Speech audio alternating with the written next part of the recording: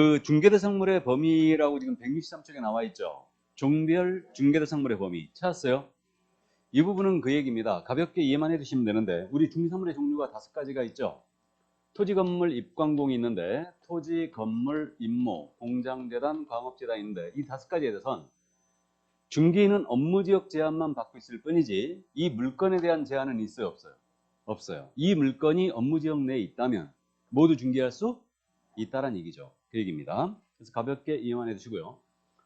자, 그러면 이제 겸업으로 넘어갑니다. 겸업은 대단히 중요하고 매회 출제를 하고 있고 물론 32회 때도 출제가 된 바가 있습니다.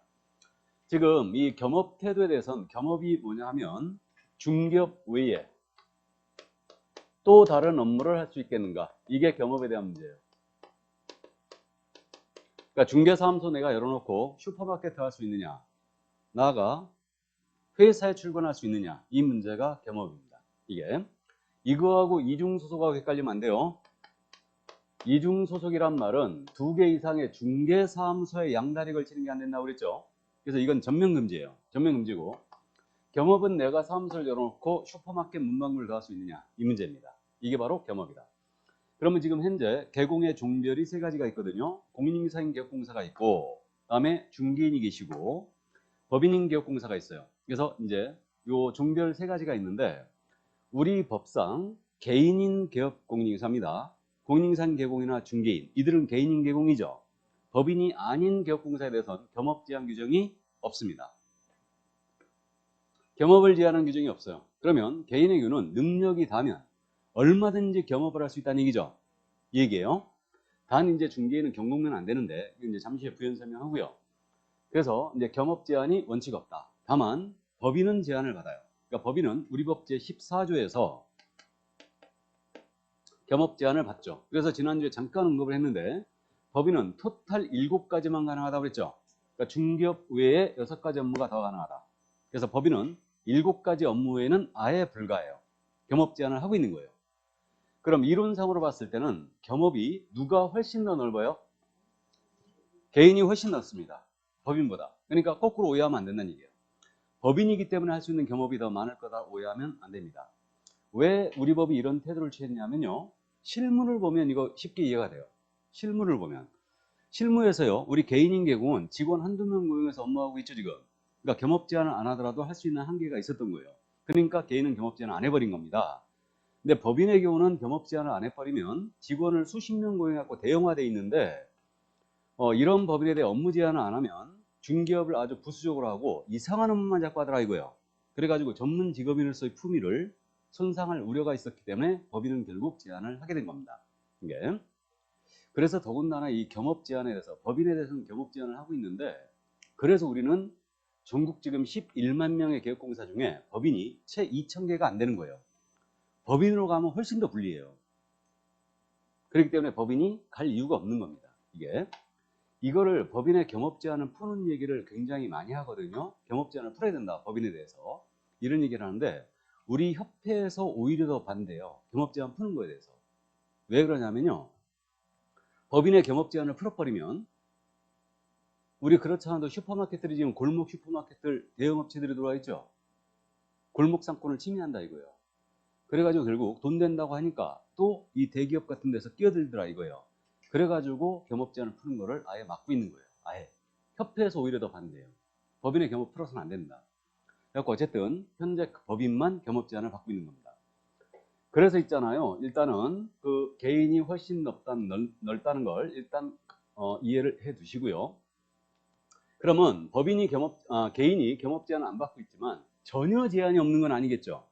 그럼 개인의 경우는 지금부터 이제 참고사항인데 겸업 제한은 없지만 법에서 특별히 금지하고 있으면 당연히 이거는 겸업 제한을 받는 거예요. 그래서 이 자리에 혹시 공무원이 신문을 가신 분 계실지 모르겠는데 공무원이 신문을 가신 분은 중개사무소 문 열어놓습니다. 국가공무원법이나 지방공무원법에 의해서 공무원들은 영유행 종사 금지돼 있어요. 그래서 공무원이 신문을 가신 분은 중개사무소 문 열고요.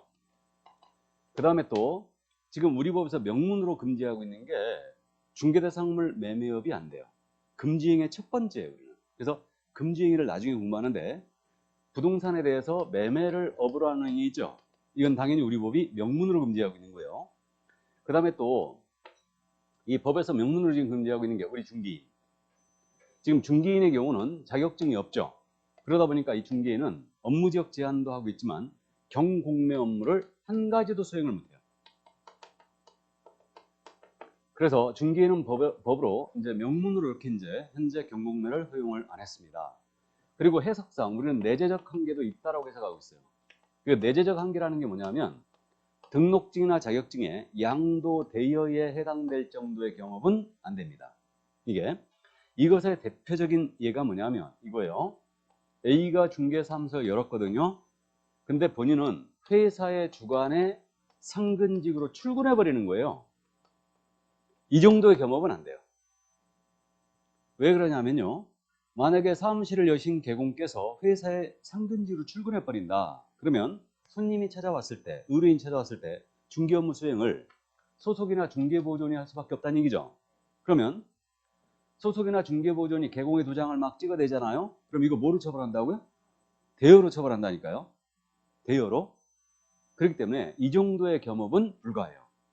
그래서 결론적으로 우리 개공이 회사의 주관에 상근직으로 출근하는 것은 안 됩니다. 이 자리에 혹시 이거 내가 투잡을 해야 되겠다. 내가 자격증을 따서 우리 남편으로 하여금 열게 해야지. 나는 그리고 회사에 계속 나가야지. 이렇게 하신 분 없죠? 저녁반에 가끔 이런 분이 있어요. 그래서 그 다음 주부터 안 나와. 안 된다 하거든. 이거. 나도 이거 되는지 알았었어요. 강의하기 전에는. 매매업이요? 이건 금지행에서 다시 설명할 거예요. 우리는 금지행에서 첫 번째 금지행위가 매매업이에요. 부동산 사고 팔고 영업을 못합니다. 우리 안 돼요. 우리는 중개를 업으로 해야 돼요. 안 돼요. 이거 나중에 설명하고 일단 매매업 안 됩니다. 자, 그래서 어쨌든 이렇게 소공이나 보조원이 중개 업무를 수행할 수밖에 없다 이거예요. 그러니까 이 정도의 겸업은 안 된다는 얘기죠. 등록증, 자격증 대여에 걸리는 거예요. 이게. 그래서 이제 회사에 나가시면 갑근세 납부 실적이 나오죠. 갑종 근로소득세. 그래서 이게 우리 개공한테 갑근세 납부 실적이 나왔다. 그럼 이건 일단 대여로 추정해요. 대여로 추정하고 등록 취소를 위한 청문을 열는데 청문 과정에서 나는 대여한 게 아니다. 이걸 증명 못하면 등록 취소를 당합니다. 이게. 근데 갑근세 납부 실적이 나왔다 하여 일괄적으로 이건 대여다라고 볼 수는 없을 것 같아요. 요즘 근무 형태가 굉장히 특이한 형태가 많죠. 일주일 내내 출근하는 게 아니고 이틀만 출근한다. 그럼 사무소에 열어놓을 수 있겠죠. 또 주간에 출근하는 게 아니고 야간에만 출근하는 겁니다. 야간에만. 이거 열어놓을 수 있겠죠. 대신 조건은 잠이 없어야 되지. 낮에 근무할 수 있으니까. 또 오전에만 출근하고 오후엔 다 쉰다. 그럼 열어놓을 수 있겠죠. 그럼 우리 선생들 오전 수업하고 오후에 쉬잖아요. 열어놓을 수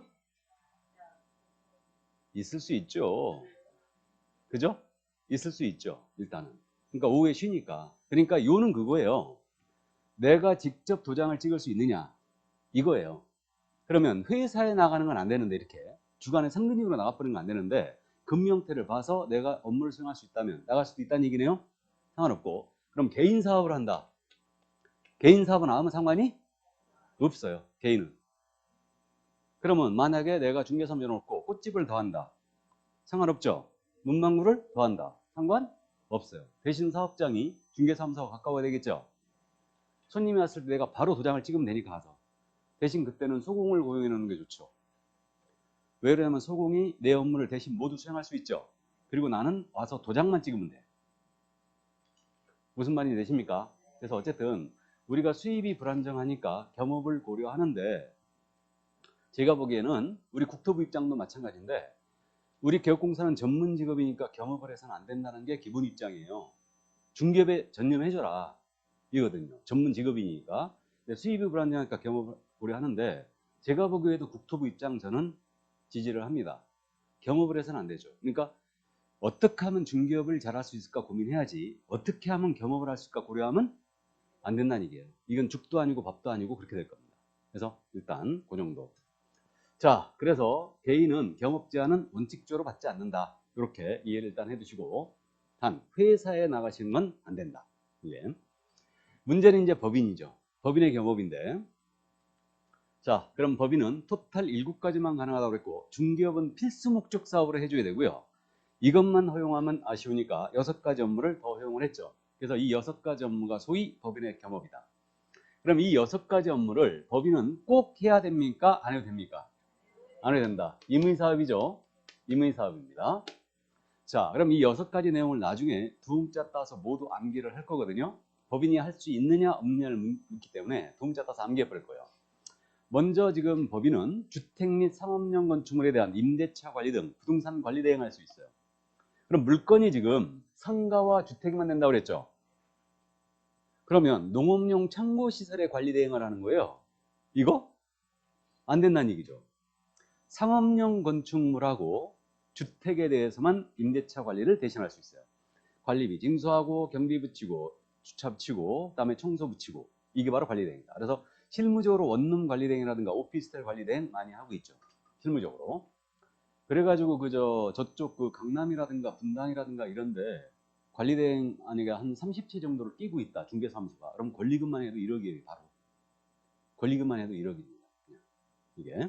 그래서 이게 이제 부동산 관리 대행이다. 그래서 주택 상가에 대해서 가능하다. 이 정도 이해하시고 두 번째. 부동산에 대한 이용 개발 거래 원한 상담할 수 있어요. 이게 다름 아닌 부동산 컨설팅이죠. 그러면 부동산에 대한 이용 개발 거래 원한 컨설팅까지만 가능하니까 법인의 임원이 증권에 아주 해박한 지식을 갖고 있어요. 증권 투자 컨설팅 합니다. 이거 돼야 안 돼요? 안 되죠. 부동산 펀드를 조성한다든가 당연히 안 되겠죠. 그다음에 가상화폐 아주 굉장한 이러한 지식을 갖고 있어요. 그래도 이거 안 되는 거죠? 안 되는 겁니다. 그래서 부동산에 대한 컨설팅이다. 그러면 직접 포크레인 들어가고 부동산 개발업 하는 거예요. 개발업. 이거 될까 안 될까요? 안 되는 거죠. 그러니까 부동산 개발업이 그런 거 아닙니까? 이게 임야로 돼 있는데 이걸 싹 밀어버리고 여기다 전원주택지를 짓는 거예요. 이게 개발업이죠. 이런 것들 다 안 됩니다. 건축업 다 안 됩니다. 컨설팅까지만 돼요. 자, 그 다음에 이제 세 번째로 개업 공인인계사를 대상으로 한 중개업의 경영기법 및 경영정보 제공이다. 이걸 중개업 경영 컨설팅이라고 그러는데 제가 이걸 프랜차이즈라고 부르고 있어요. 우리가 실생활에서 지금 프랜차이즈 업종으로 제일 많은 게 뭐다? 커피예요? 통닭집이에요? 통닭집이죠. 그럼 법인인 개공 통닭집 프랜차이즈 할 수 있어요? 없어요? 없어요. 이건 중개업에 대한 프랜차이즈입니다. 그러니까 부동산 1, 2사라든가 부동산 1번지 이런 것들이 중개업 프랜차이즈고 그럼 중개업에 대한 프랜차이즈니까 상대방이 누구여야 돼요? 개공 대상이어야 돼요. 그럼 우리는 공인중개사란 말과 개공이란 말을 완전히 달리 쓴다고 그랬죠? 그러면 공인중개사를 대상으로 한 중개업의 경영기법 제공 못하네요? 개공 대상이어야 돼요. 그래서 창업을 준비 중인 공인중개사를 대상으로 한 중개업의 경영기법 제공 안 됩니다. 개공 대상이에요. 그래서 이제 그 정도 이해하시고 다음 네 번째로 주택 및 역시 상업용 건축물이에요. 주택 및 상업용 건축물에 대한 분양 대행을 할 수 있죠. 그럼 타인이 건축한 주택이라든가 상가 대신 분양을 해주는 겁니다. 이거 된다는 얘기죠? 이거 돼요. 그러면 토지에 대한 분양 대행이 될까? 안 됩니다. 토지 분양 대행은 불가한 걸로 해석을 일치된 견해를 보이고 있어요. 이건 투기 가능성이 있기 때문에 토지 분양 대행은 못한다. 일단 그래서 이제 주택 및 상업용 건축물만 가능합니다. 자, 그다음 이제 경공매 부동산에 대한 권리 분석 및 취득 계약선, 입찰 신청, 매수신청 대리업을 영위할 수 있는데 이건 잠시 부연 설명하고 주거 이전에 부수되는 용역의 알선을 이제 할 수 있습니다. 그러면 주거 이전에 부수되는 용역이 뭐냐? 이사업체나 도배업체가 있거든요. 이것을 소개하는 것까지는 되는 거예요. 근데 직접 법인이 이사업체나 도배업체를 합니다. 이거는 안 돼요. 일단 소개까지만 된다. 자, 그래서 법인이 할 수 있는 겸업 6가지가 이거고 이게 상당히 헷갈리거든요. 그러니까 지속적인 연습을 이제 나중에 해줘야 된다. 그럼 여기서 우리가 이제 감잡기 해야 되는데 이 6가지 업무를 공인중개사는 개공이에요. 6가지 업무 모두 수행할 수 있다 없다? 있다. 우리 개인은 겸업 제한이 없다고 그랬죠. 그러니까 이거 당연히 할 수 있죠. 우리 개인은요 이사업체 할 수 있어요. 도배업체 할 수도 있죠. 법인은 못하지만. 그래서 이건 당연히 6가지 업무를 공인중개사 개공을 할 수 있고 우리 중개인 부칙 규정에 의한 개공입니다. 중개인은 이 중에 뭐만 안 되는 거예요? 경공매만 안 되죠. 이해되십니까? 이 6가지 업무는 중개업이 아니에요. 그죠? 중개업이 아니니까 이에 대한 보수는 중개보수 규정에 적용이 없어요. 알아서 받으라는 얘기죠. 알아서. 그래서 등록을 할 때 컨설팅 늘 하겠죠? 사업자 등록하실 때 컨설팅 늘 하겠습니다. 자, 그래서 이 정도 법인의 겸업이 바로 이거였고요. 경공매 알선 대리에 대한 부분을 잠깐 부연 설명합니다.